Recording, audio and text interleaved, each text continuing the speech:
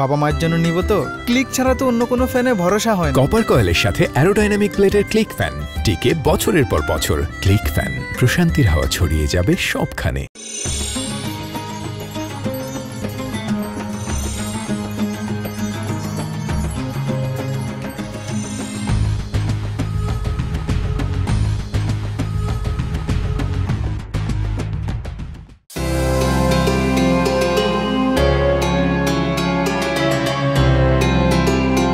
প্রিয় দর্শক, আজ আপনাদেরকে আমরা নিয়ে যাব ঐতিহাসিক সেই প্রান্তরে, যেই প্রান্তরটিকে তাবুকের প্রান্তর বলা হয়।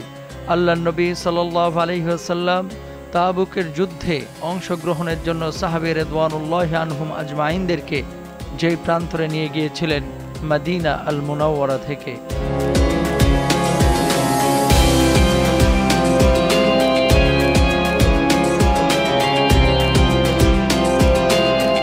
আসসালামু আলাইকুম ওরহমতুল্লাহি ওবরাকাতু। প্রিয় দর্শক, সবাইকে আমন্ত্রণ জানাচ্ছি। নিয়ে এসেছি আপনাদেরকে মদিনা মুনাওয়ারা থেকে প্রায় 750 কিলোমিটার দূরে অবস্থিত তাবুকের প্রান্তরে। যদিও কালের আবর্তনে এই প্রান্তেরও পরিবর্তন ঘটেছে। আজকে আমরা তাবুক যুদ্ধের ইতিহাস এবং কি ঘটেছিল সেদিন মুহাম্মদ রাসূলুল্লাহ সাল্লাল্লাহু আলাইহি ওয়াসাল্লামের সঙ্গে জানবো শেখ সাদিকুর রহমান আজহারের কাছ থেকে। শুরুতেই এই প্রান্তের কিছু অংশ আপনাদেরকে ঘুরে ঘুরে দেখাচ্ছি। চলো।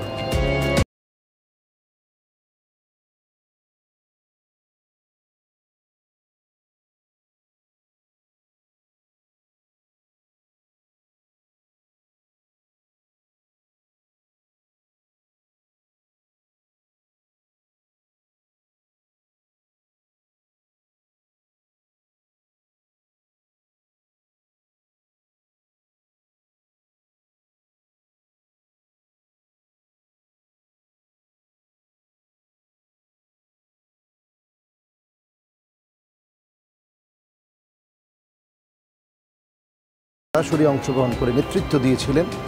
এর মধ্যে একটি যুদ্ধ হচ্ছে গজওয়াত তাবুক। আমরা শরীয়তের পরিভাষায়, ইসলামী পরিভাষায় যদি আমরা বিশ্লেষণ করি তাহলে দেখা যায় যে গজওয়া হচ্ছে রাসূল সাল্লাল্লাহু আলাইহি ওয়াসাল্লাম নিজে যেগুলো সরাসরি রাসূল সাল্লাল্লাহু আলাইহি ওয়াসাল্লাম নেতৃত্ব দিয়েছেন, আর সারিয়া মানে হচ্ছে অভিযান, যেটা রাসূল নিজে প্রেরণ করেছেন, কাউকে সেনাপতি বানিয়ে রাসূলুল্লাহ সাল্লাল্লাহু আলাইহি ওয়াসাল্লাম পাঠিয়ে দিয়েছেন। একদিকে মুতার যুদ্ধে মুসলমানদের বিজয়, অন্যদিকে মদিনায় রাষ্ট্র কায়েম করা, অন্যদিকে কাফের কুফফারদের শক্তিগুলো ধুলার সাথে মিশে যাওয়া, এই সকল বিষয়গুলোকে কেন্দ্র করে রোমকরা চিন্তা করেছে মুসলমানদেরকে নিঃশেষ করে দিতে হবে। হিরাক্লিয়াসের 40,000 বাহিনীর বিশাল শক্তি মদিনাতুল মুনাওয়ারায় আক্রমণের জন্য প্রস্তুতি নিয়েছে। রাসূল সাল্লাল্লাহু আলাইহি ওয়াসাল্লাম ঠিক এই সময়টাতেই খুব ক্লান্ত হয়ে পড়েছিলেন জিহাদের ময়দান থেকে ফেরার কারণে, তায়েফের যুদ্ধের কারণে।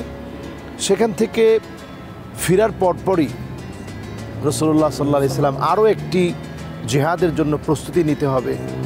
আল্লাহ রাব্বুল আলামিনের পক্ষ থেকে যখন তিনি এ বিষয়ে আদিষ্ট হলেন, তখন তিনি মদিনাতুল মুনাওয়ারা থেকে নিজের প্রাণের মদিনাকে রক্ষা করার জন্য মদিনাতুল মুনাওয়ারা থেকে 700 কিলোমিটার দূরে এই সেই বিশাল প্রান্ত আপনারা দেখতে পাচ্ছেন।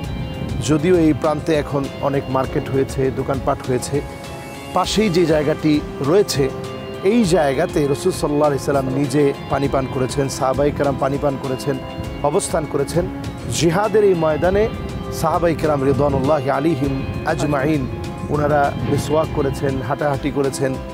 সেই হিরাক্লিয়াসের বাহিনী এই সংখ্যাটা দেখে 30,000 সাহাবীর বিশাল সংখ্যা, মুসলমানদের যেখানে সামান্য সংখ্যক মুসলমানদেরকে দিয়ে আল্লাহ রাব্বুল আলামিন বদরে বিজয় দিয়েছেন, সামান্য সংখ্যক মুসলমানদেরকে দিয়ে আল্লাহ রাব্বুল আলামিন প্রত্যেকটা বিজয় দিয়েছেন, সেখানে এই ময়দানে 30,000 সাহাবী উপস্থিত হয়ে জিহাদের জন্য প্রস্তুত হয়ে প্রাণপণ লড়ে ইসলামের বিজয় ছিনিয়ে নিয়ে যাবে।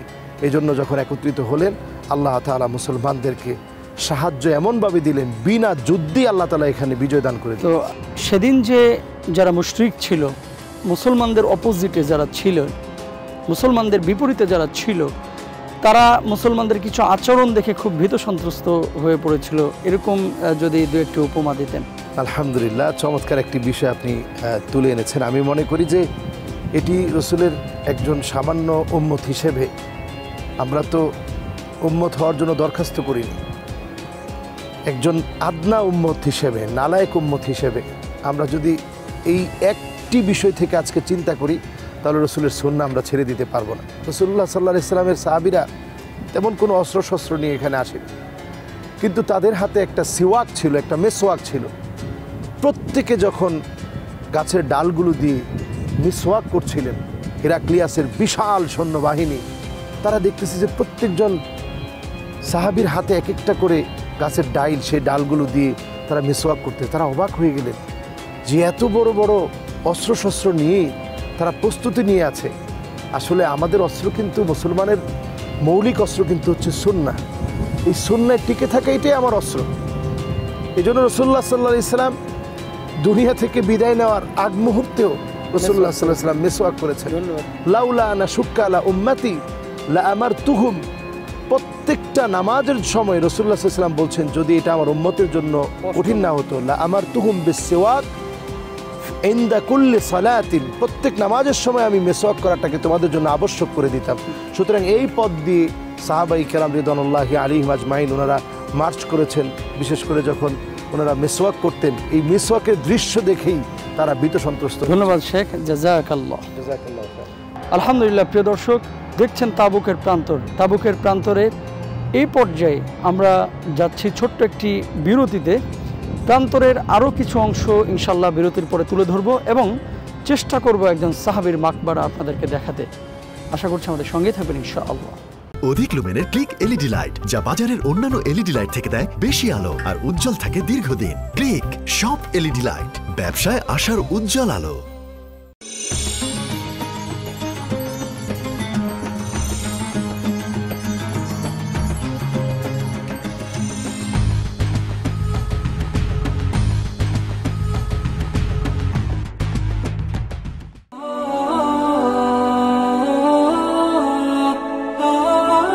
প্রিয় দর্শক, প্রাচীর ঘেরা যে স্থানটি আপনারা দেখতে পাচ্ছেন, এই স্থানটিতে অনেক সাহাবে রিদওয়ানুল্লাহি আনহুম আজমাইন শায়িত রয়েছেন। তাদের মধ্যে রয়েছেন হযরতে আব্দুল্লাহ যুল বাজাদাইন রাদিয়াল্লাহু তাআলা আনহু। দর্শক, প্রতিটি কবর শুধুমাত্র একটি পাথর খণ্ড দ্বারা চিহ্নিত করে রাখা হয়েছে, যদিও মাজার বা মাকবারায় বিশেষ কোনো রূপ এখানে দেওয়া হয়নি।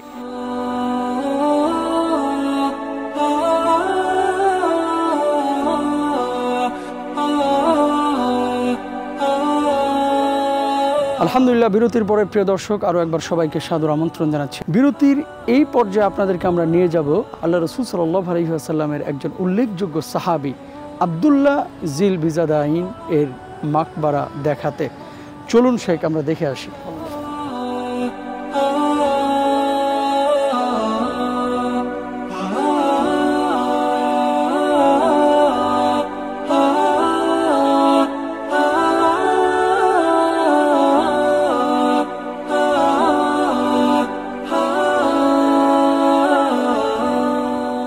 প্রিয় দর্শক, আমরা আব্দুল্লাহ যুল বিজাদাইন এর কবরের সামনেই দাঁড়িয়ে আছি।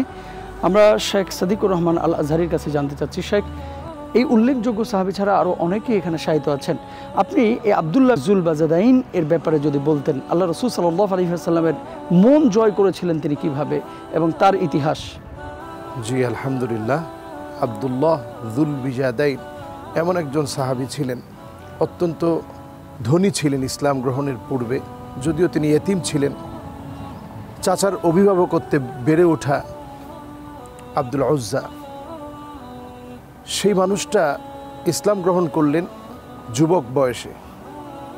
তার ইসলামের এত মূল্য ছিল, ইসলাম গ্রহণ করার কারণে গায়ের জামাগুলো পর্যন্ত চাচার সামনে খুলে ফেলতে হয়েছিল।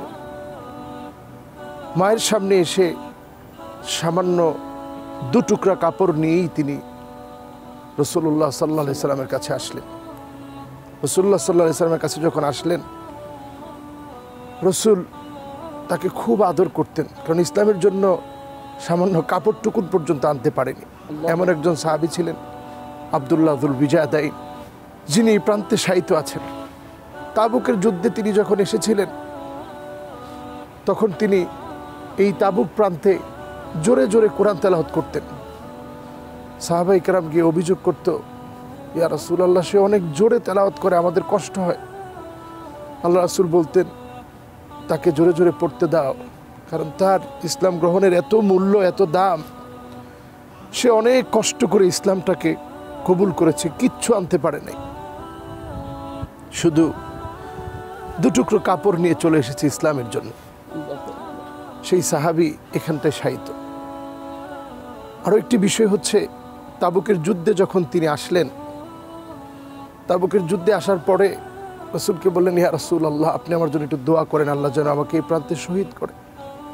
আল্লাহ রাসূল বললেন, আল্লাহুম্মা হাররিম দামাহু, আল্লাহ তুমি তার রক্তকে কাফেরদের জন্য হারাম বানায় দাও।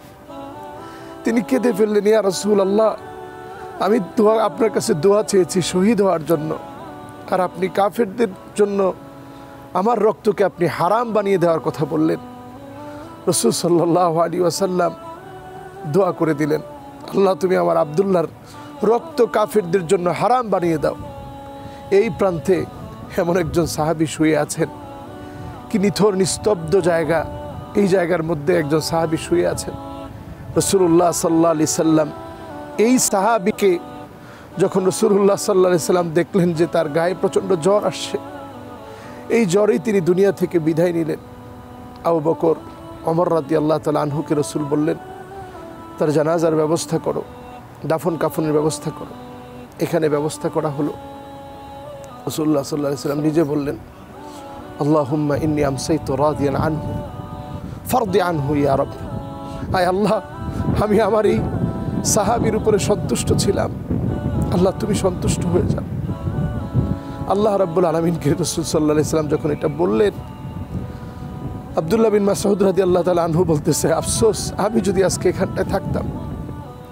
রাসূলুল্লাহ সাল্লাল্লাহু আলাইহি সাল্লাম তখন বলছিলেন, মান আরাদা শাহাদাতা বিসিদকিন বাল্লাগাহুল্লাহু মানাজিলাশ শুহাদা ওয়া ইন মাতা আলা ফিরাশিহি। আমার আব্দুল্লাহ যুল বিজাদাইন এসেছিল, তার মনে তামান্না ছিল সে তাবুকের প্রান্তে শহীদ হবে। আমি দোয়া করে দিয়েছিলাম, আল্লাহুম্মা হাররিম দামাহু, আল্লাহ তুমি তার রক্তকে হারাম করে দাও, আলাল কুফার, কাফেরদের উপরে, কাফেরদের জন্য, সেজন্য কাফেররা যেন তার রক্ত প্রবাহিত করতে না পারে, শহীদ করতে না পারে।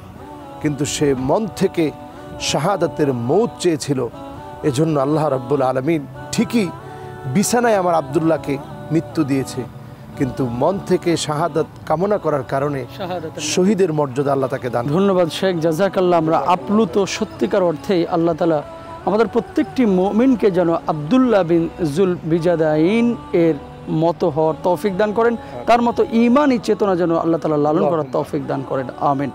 জাযাকাল্লাহ। জাযাকাল্লাহু খায়রান।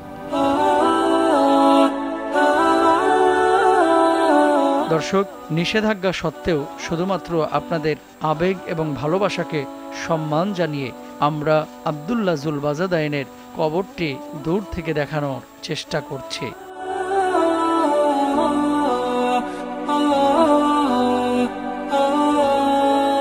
প্রিয় দর্শক, আপনারা নিশ্চয়ই দেখেছেন, শুনেছেন, এবং শেখ যে কথাগুলি বলছিলেন, আমি দেখলাম যে শেখ অনেক কান্নাও করলেন, চোখ দিয়ে পানি দরদর করে ঝরে পড়েছে। আব্দুল্লাহ বিন যুল বিজাদাইন এর মতো আল্লাহ সুবহানাহু ওয়া তাআলা আমাদের সবাইকে কবুল করুন, তার মতো ঈমানি চেতনায় উজ্জীবিত হওয়ার তৌফিক দান করুন। আমিন। তাকে যখন দাফন করা হচ্ছিল, আব্দুল্লাহ ইবনে মাসউদ রাদিয়াল্লাহু তাআলা আনহু তিনি বারবার বলছিলেন, ইস, যদি তার কবরস্থানে তাকে না রেখে আমাকে রাখা হতো কতই না ভালো হতো। আল্লাহ সুবহানাহু ওয়া তাআলা আমাদের প্রত্যেককে এমন মওত দান করুন। আমিন। সকলে ভালো থাকুন। আগামীকাল ইনশাআল্লাহ নতুন কোনো পর্বে আবারও দেখা হবে। আল্লাহ হাফেজ। আসসালামু আলাইকুম ওয়া রাহমাতুল্লাহ।